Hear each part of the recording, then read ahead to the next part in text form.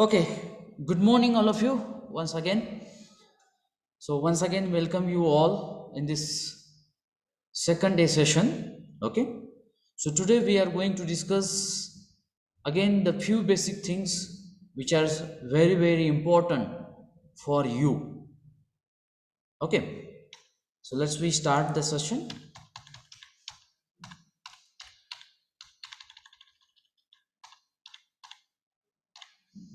Okay, now see that in this first year we have created a divisions. It means that I think in that yesterday I discussed with you, you are in A division like that. The total seven divisions are there, A, B, and the names are given like that, A, B, C, D, like that. And in every division, near about 60 to 65 students are there. So like that, total seven divisions will be prepared.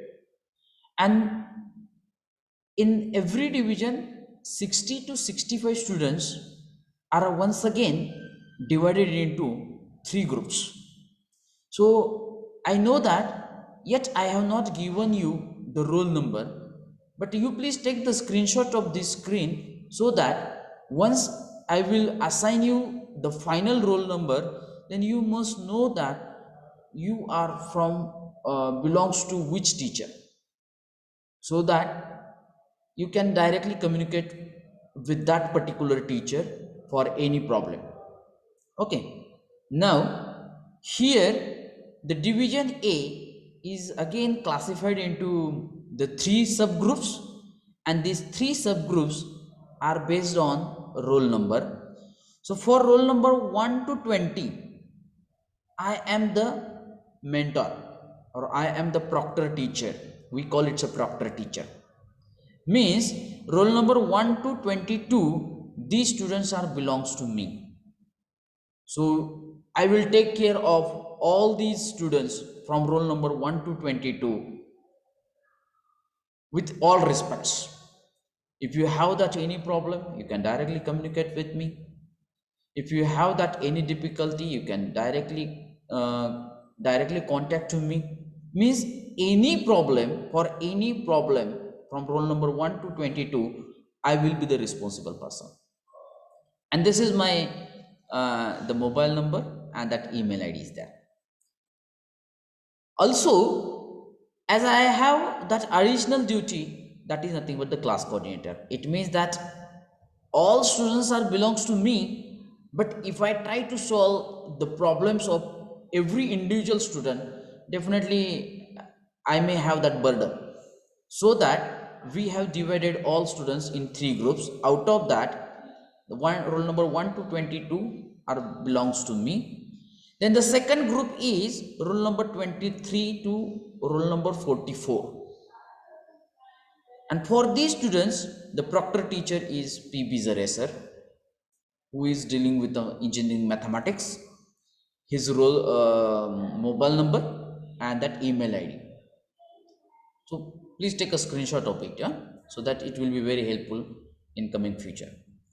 Then the last group is from roll number A45 to A66, and for these students, the proctor teacher is Mr. R.P. Nagnesar, who is the subject teacher for communication skills.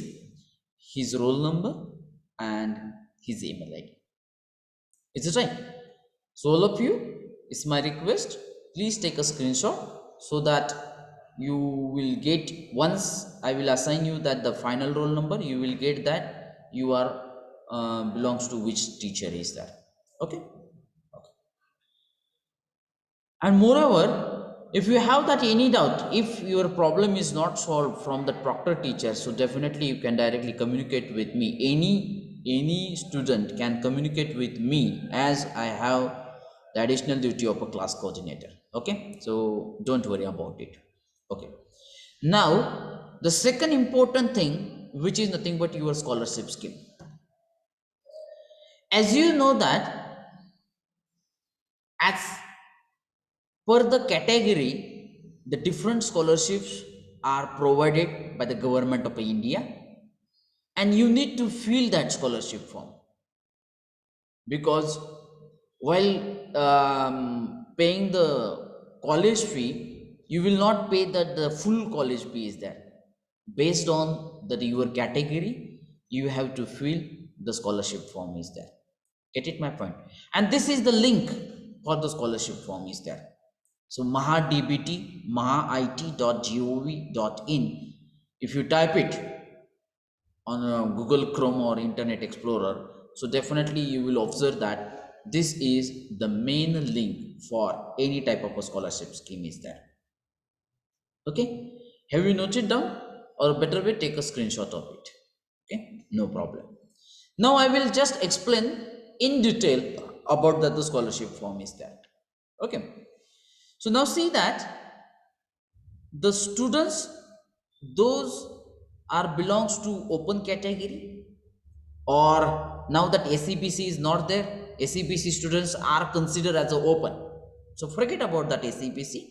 So the students, those belongs to open category, for them the department for the scholarship scheme is direct of technical education, and for them the scholarship scheme is Rajarshi Chhatrapati Shahu Maharaj Shikshan Shulka Shishivritti Yojana. We call it a EBC.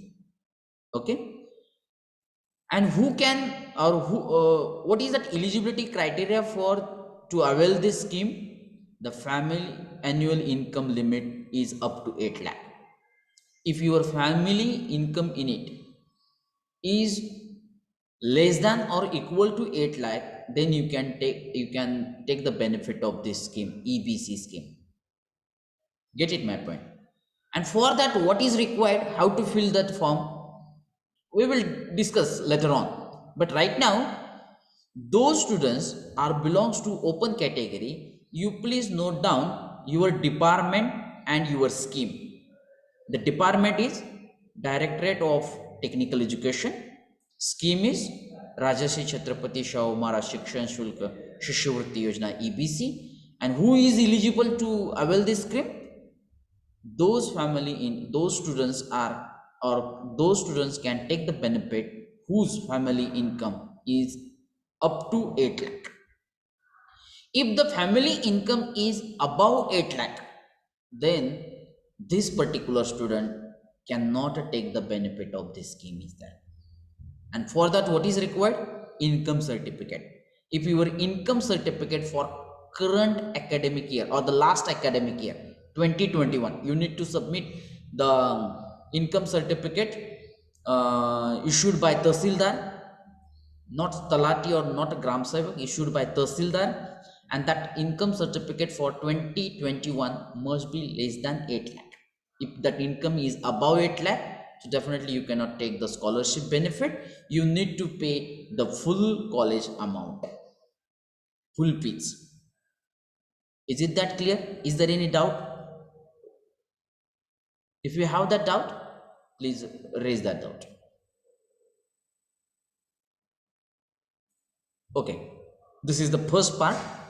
Now for open category, another one scholarship part is there, scheme is there. And for that, what is that eligibility criteria? The student must be hosteler, म्हणजे तो विद्यार्थी हॉस्टेलमध्ये राहत असला पाहिजे.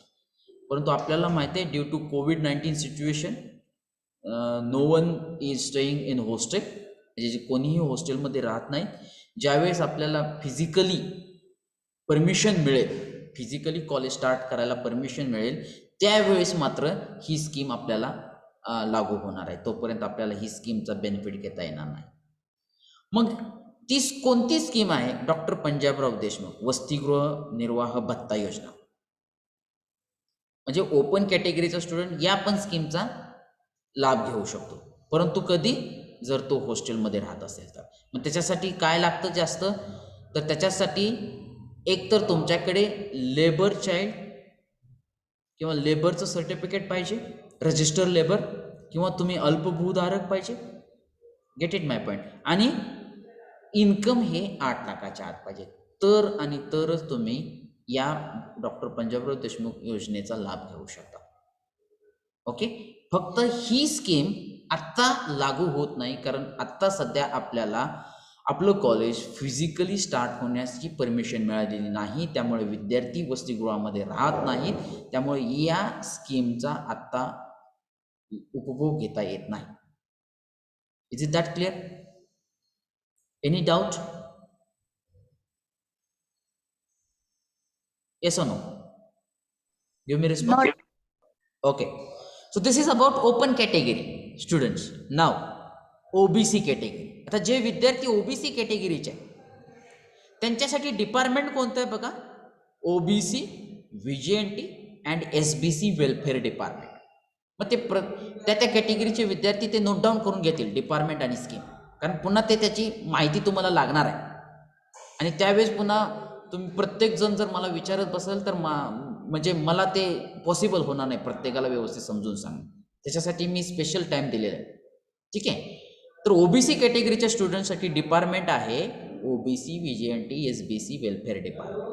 मग आता OBC कॅटेगरीसाठी पुन्हा 2 स्कीम आहेत, परंतु त्या 2 स्कीमपैकी एकच स्कीम यूज करू शकतो. ती कशी?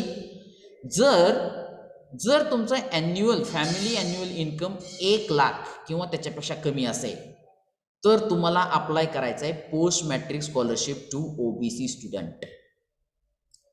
आणि जर तुमचं उत्पन्न हे 1 लाखाच्या वरती आहे आणि 8 लाखाच्या आत आहे, म्हणजे income should be less than or equal to 8 lakh, तर तुम्हाला स्कीम अप्लाय करायचे tuition fees and examination fees to OBC students. म्हणजे हे 2 क्रायटेरिया बघा. जर इन्कम हे 1 लाख किंवा त्याच्यामध्ये आत असेल तर तुम्हाला अप्लाय करायचे post matric scholarship scheme to OBC student. जर इन्कम हे 8 लाखाच्या वरती असेल तर 1 लाखाच्या वरती आणि 8 लाखाच्या आत असेल तर तुम्हाला ट्युशन फी अप्लाय करायची. कारण ही स्कीम अप्लाय करताना जर गडबड झाली तर आपला स्कॉलरशिपचा फॉर्म सँक्शन होत नाही. त्याच्यासाठी हे 2 गोष्टी फार महत्त्वाच्या आहेत. एक म्हणजे डिपार्टमेंटचं नाव आणि दुसरी म्हणजे कोणती स्कीम अप्लाय करायची आणि त्याची क्रायटेरिया वाईज आपल्याकडे स्कीम अप्लाय करावी लागते. जर आपलं इन्कम सर्टिफिकेट हे 1 लाखाच्या आत असेल तर पोस्ट मॅट्रिक अप्लाय करा. जर 8 लाखाच्या आत असेल आणि 1 लाखाच्या वरती असेल तर ट्युशन फी अप्लाय करा. तुम्हाला फी एकच बसते, फक्त स्कीम वेगवेगळे आहे. ठीक आहे, आता हे झालं OBC कॅटेगरीसाठी. Is there any doubt? Yes or no? No sir. Okay, thank you. असा रिस्पॉन्स थोडासा मिळाला म्हणजे मला पण समजेल की माझं जे बोलणं आहे ते तुमच्यापर्यंत पोहोचतंय ते. ठीक आहे, आता SBC कॅटेगरी. SBC कॅटेगरीचे जे विद्यार्थी आहेत त्यांच्यासाठी पण डिपार्टमेंट सेमच आहे, OBC सारखंच आहे. OBC, VJNT, SBC. ॲक्च्युली हे डिपार्टमेंट या 3 कॅटेगरीसाठी सेम आहे. OBC असेल, VJNT असेल, SBC असेल. आता या VJNT सुद्धा VJ कॅटेगरी एक आहे, NT1, NT2, NT3 अशा पण कॅटेगरी. ह्या सगळ्या कॅटेगरी या डिपार्टमेंट अंडर येतात. आता त्यांच्यासाठी पण सेम आहे.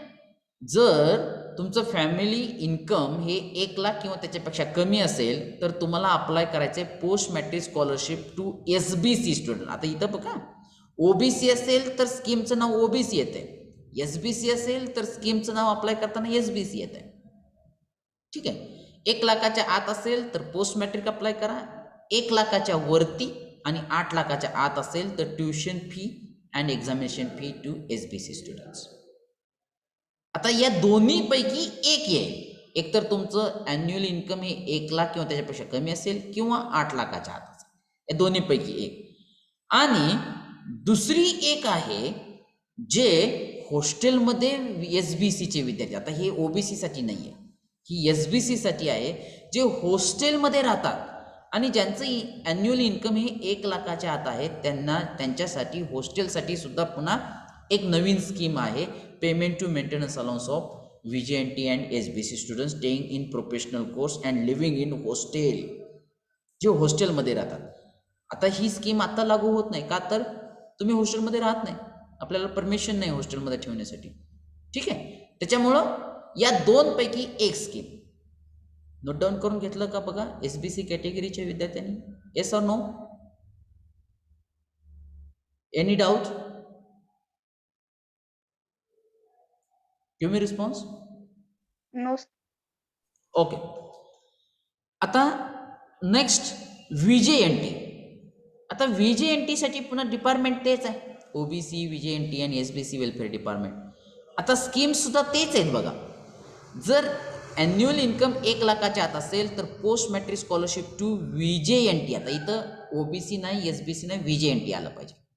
आणि जर इन्कम हे 1,00,000च्या वरती आणि 8,00,000च्या आत असेल तर tuition fee, examination fee for VJNT same आहे बघा. OBC, SBC आणि VJNT, फक्त नावामध्ये थोडासा डिफरन्स आहे, तर ते नाव व्यवस्थित चेक करून स्कीम अप्लाय करावी लागते. आणि पुन्हा जर हॉस्टेलमध्ये जर विद्यार्थी राहत असेल आणि ॲन्युअल इन्कम हे 1,00,000च्या आत असेल तर पुन्हा तो ही स्कीम अप्लाय करू शकतो, परंतु अजून आपलं हॉस्टेल चालू झालेलं नाही.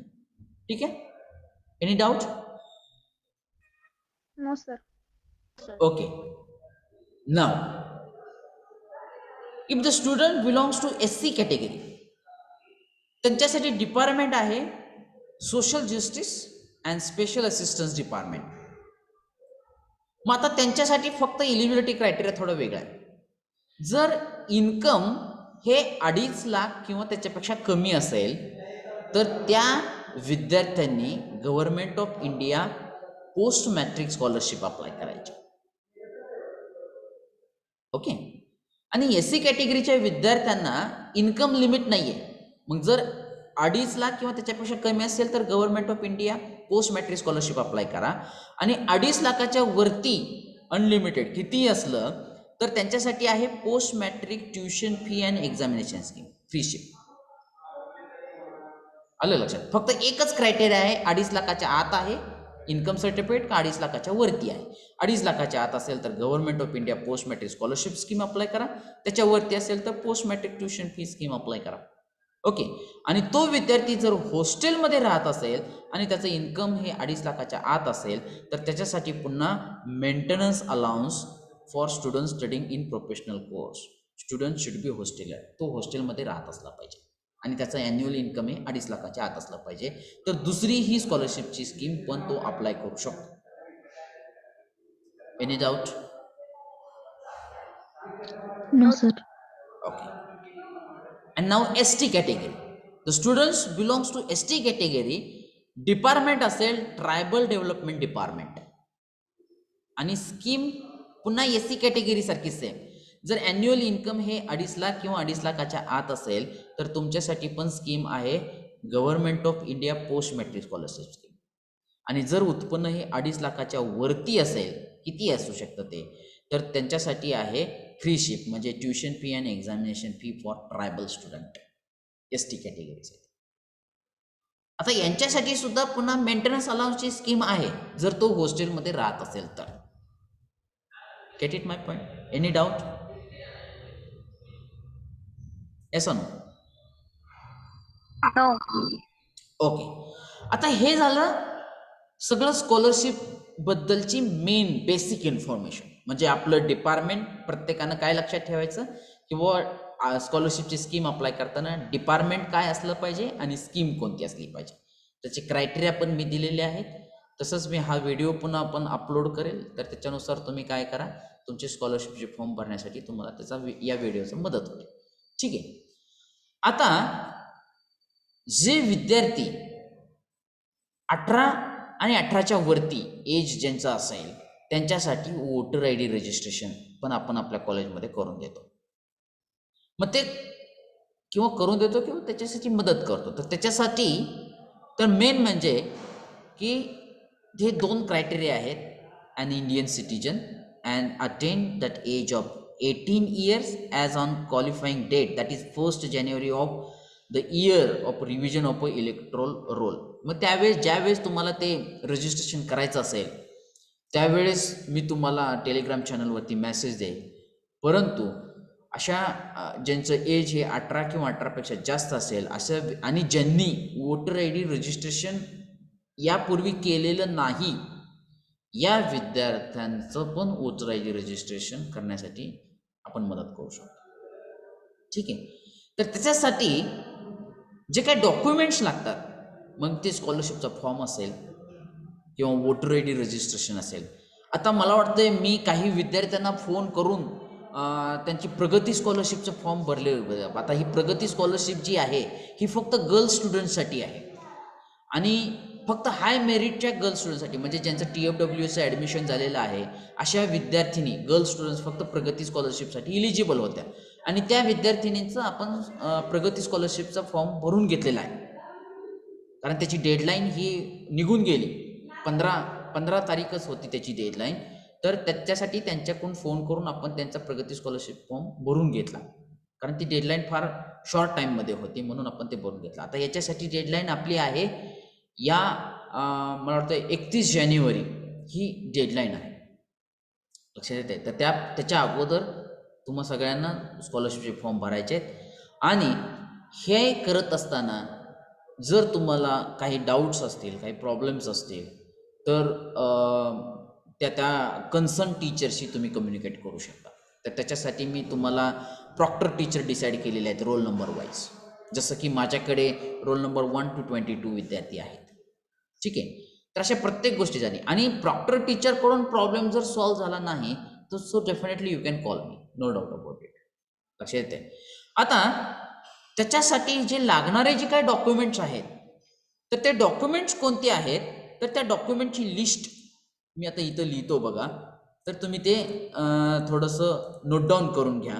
आणि हे डॉक्युमेंट जे आहेत हे डॉक्युमेंट तर ऑलरेडी तुम्ही जर ॲडमिशन घेतलं असेल तर कॉलेजमध्ये सबमिट झालेलं असेल, परंतु ज्यावेळेस तुम्ही रजिस्ट्रेशन केला त्यावेळेस हे सर्व डॉक्युमेंट, हे स्कॅन डॉक्युमेंट हे तुमच्या ईमेलवरती असणं गरजेचं होतं आणि ते तुमच्याकडे असलं पाहिजे. कारण एकदा कॉलेजमध्ये ते डॉक्युमेंट सबमिट झाले की कॉलेजवरती व्हेरिफिकेशनला पाठवत असतं, त्यामुळे ते डॉक्युमेंट्स पुन्हा मिळत नाहीत. तर सर्व विद्यार्थ्यांकडे त्यांचे स्वतःचे सर्व डॉक्युमेंट हे स्कॅन कॉपीमध्ये असलं गरजेचं आहे. आता तर ते डॉक्युमेंट कोणकोणते आहेत बघा. तर पहिलं डॉक्युमेंट आहे SSC 10वीचं मार्कशीट. सगळ्यांना स्क्रीन दिसते व्यवस्थित? Yes, sir. Yes, sir. Yes, sir. SSC marksheet. Okay. दुसरं डॉक्युमेंट आहे HSC मार्कशीट. तिसरं डॉक्युमेंट आहे HSC लिव्हिंग सर्टिफिकेट. हे सगळे डॉक्युमेंटची स्कॅन कॉपी असणं गरजेचं आहे. त्यानंतर जे महत्त्वाचं डॉक्युमेंट आहे ते age, nationality and domicile certificate. Okay. हे डॉक्युमेंटला आता ॲडमिशनच्या पुरतं तुम्ही या डॉक्युमेंटला एक पर्याय मार्ग होता म्हणजे तुमचं बर्थ सर्टिफिकेट किंवा लिव्हिंग सर्टिफिकेट, बरोबर. परंतु आता स्कॉलरशिपला पर्याय मार्ग नाही. ज्यांच्याकडे एज, नॅशनॅलिटी आणि डोमासाईल सर्टिफिकेट नाहीत असे विद्यार्थ्यांनी क्विक महाई सेवामध्ये आपलं जे काय प्रोसेस आहे ती करून एज, नॅशनॅलिटी आणि डोमासाईल सर्टिफिकेट इश्यू करणं गरजेचं आहे. Okay. Any doubts? Okay. Yes please. कुणाला डाऊट आहे का? नाही. ओके. त्यानंतर जे डॉक्युमेंट महत्त्वाचं आहे ते आहे इन्कम सर्टिफिकेट आणि ते कुठल्या इयरचं असणं गरजेचं आहे? 2020-21. ठीक आहे. आणि हे income certificate SC ST category सोडून 8 लाखाच्या आत असणं गरजेचं आहे. जर 8 लाखाच्या आत नसेल तर इन्कम सर्टिफिकेट काढू नका, तुम्हाला स्कॉलरशिपचे बेनिफिट घेता येत नाहीत. ठीक आहे. सगळ्यात महत्त्वाचं डॉक्युमेंट इन्कम सर्टिफिकेट. त्यानंतर ज्या विद्यार्थ्यांना ॲप्लिकेबल असेल ओपन कॅटेगरी सोडून कास्ट सर्टिफिकेट, त्यानंतर कास्ट व्हॅलिडिटी सर्टिफिकेट, ठीक आहे. त्यानंतर येईल नॉन क्रिमिलियर सर्टिफिकेट. ओके. हे 3 OBC, VJNT, SBC, SC आणि ST. आता SC आणि STला नॉन क्रिमिलियरची गरज नाही, फक्त कास्ट सर्टिफिकेट आणि कास्ट व्हॅलिडिटी. ओके. फक्त ओपन कॅटेगरीला हे 3 डॉक्युमेंट्स लागणार नाहीत. ठीक आहे. त्यानंतर जे काही डॉक्युमेंट्स लागणार आहेत ते म्हणजे तुमचं आधार कार्ड. ओके. आता या आधार कार्डला तुमचा मोबाईल नंबर लिंक असणं गरजेचं आहे. आता ते कसं लक्षात येणार? तर तुम्ही ज्यावेळेस आधार कार्ड काढलं त्यावेळेस कुठला तरी एक मोबाईल नंबर, आता जर सपोज मला जर ऑनलाईन तुमचं आधार कार्ड जर डाउनलोड करायचं असेल तर एका पर्टिक्युलर मोबाईल नंबरला OTP जातो आणि तो मोबाईल नंबर तुमच्याकडे असणं गरजेचं आहे. मग आता ज्यांचा मोबाईल नंबर हा आधारला लिंक नाही अशा विद्यार्थ्यांनी ज्या ठिकाणी आधार केंद्र असतं, पोस्ट ऑफिस असेल किंवा एखादी बँक असेल किंवा इतर कुठे जिथं आधार अपडेट होतं त्या ठिकाणी जाऊन आपला स्वतःचा एक फिक्स मोबाईल नंबर आधारला लिंक करणं गरजेचं आहे. त्याशिवाय स्कॉलरशिपचा फॉर्म भरता येत नाही. Any doubt?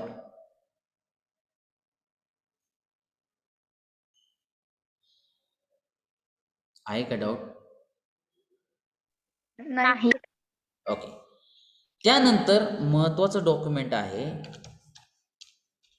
Nationalise bank passbook.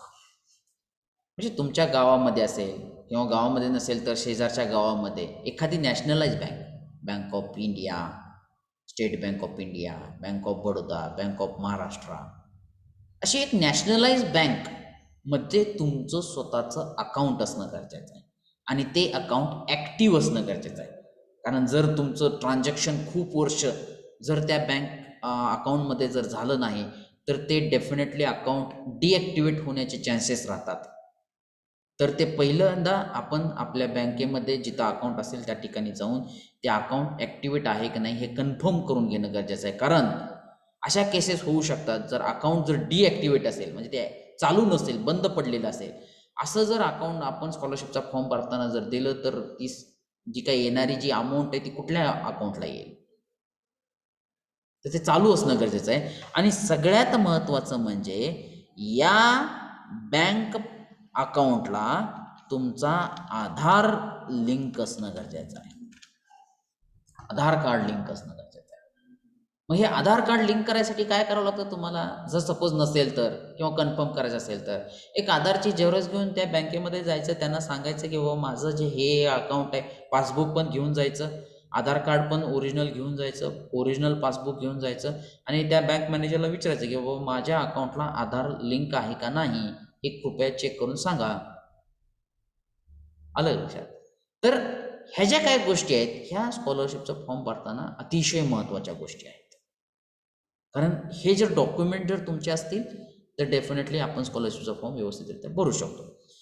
त्यानंतर एक अल्पभूधारकचा दाखला किंवा भूमिहीनचा दाखला, ज्यांना आता जर हॉस्टेल चालू झालं, मुलं हॉस्टेलवरती राहू लागली तर हॉस्टेलची स्कीम अप्लाय करण्यासाठी ओपनच्या कॅटेगरीच्या विद्यार्थ्यांना अल्पभूधारक दाखला किंवा भूमिहीन दाखला किंवा रजिस्टर लेबल, वडिलांचं एक रजिस्टर लेबलचा एक डॉक्युमेंट असतं, सर्टिफिकेट असतं, ते असणं गरजेचं आहे की जेणेकरून doctor Panjabrao Deshmukh scheme apply करणं सोपं जाईल.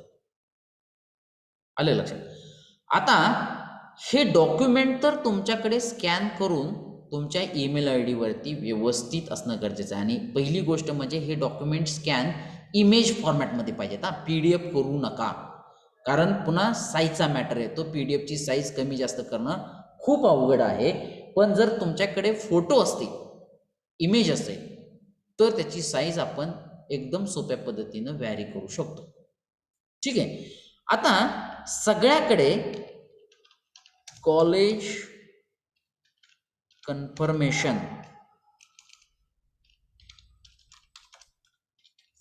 लेटर. आता हे कॉलेज कन्फर्मेशन लेटर म्हणजे काय?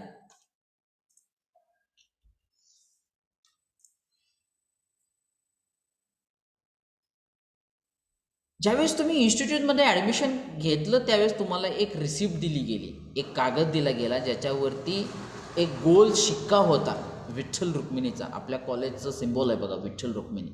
त्याचा गोल शिक्का होता, तो कागद तुम्हाला 4 वर्ष लागतो.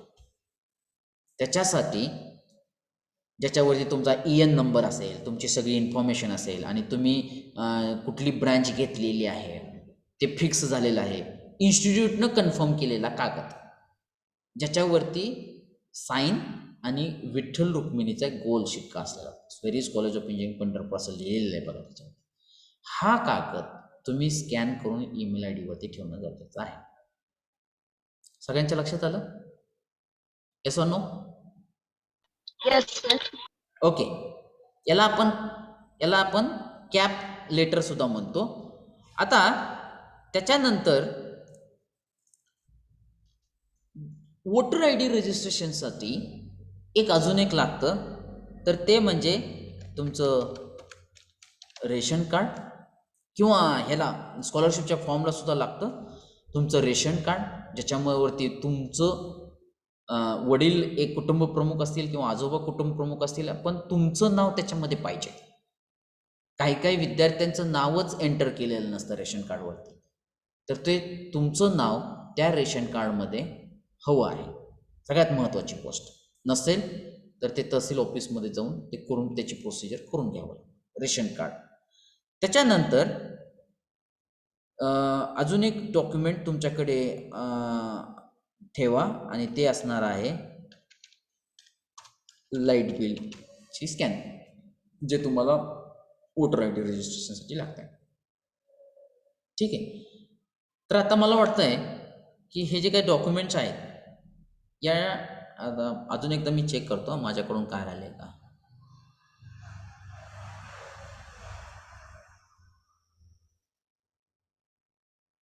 ओके.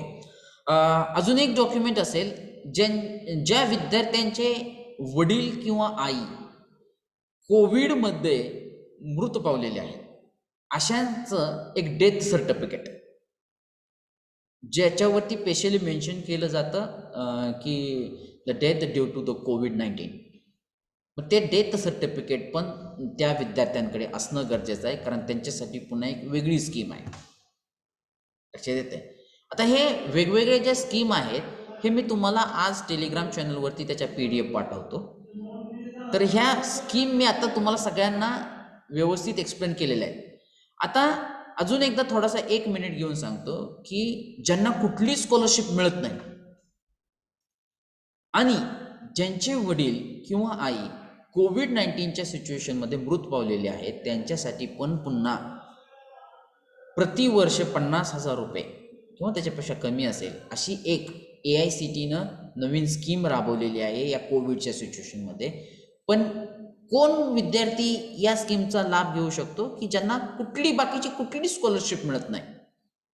लक्षात येते? तर त्या विद्यार्थ्यांसाठी स्वनाथ AICTEची ही एक स्कीम आहे.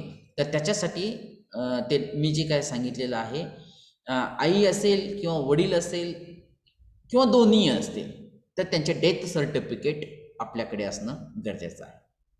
Is there any doubt? No, no. No, sir. Okay. आता सगळ्यात महत्त्वाचा प्रश्न राहिला की ज्या विद्यार्थ्यांचं TFWS ट्युशन फी वेव्हर स्कीममधून ॲडमिशन झालेलं आहे. आता सगळ्यांना माहीत असणार आहे, कारण तुम्ही सगळेजण या प्रोसेसमधून गेलेला आहात. ज्या विद्यार्थ्यांचं ॲडमिशन हे TFWS मधून झालेलं आहे, त्या विद्यार्थ्यांना बाकी कुठलीही स्कॉलरशिप मिळत नाही.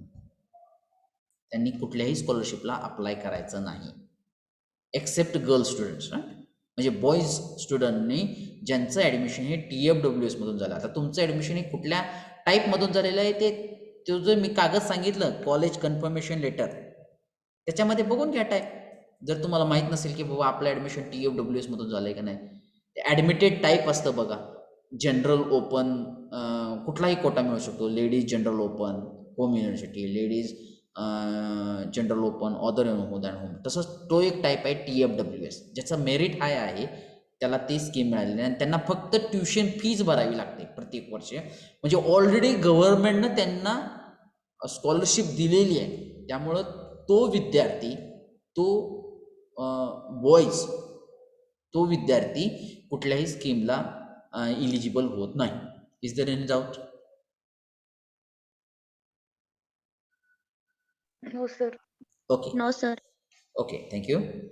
तर अशा प्रकारची ही जी काही बेसिक इन्फॉर्मेशन आहे. आता तुम्हाला मला वाटतं मी अजून एकदा वाटलं तर याचा एक स्क्रीनशॉट काढून घ्या. 1 मिनिट थांबतो मी इथं. आणि याच्या व्यतिरिक्त जर काही डॉक्युमेंट्स लागणार असतील तर ते देखील मी सांगतो. आणि सगळ्यात महत्त्वाचं म्हणजे 2 गोष्टी राहिल्या बघा.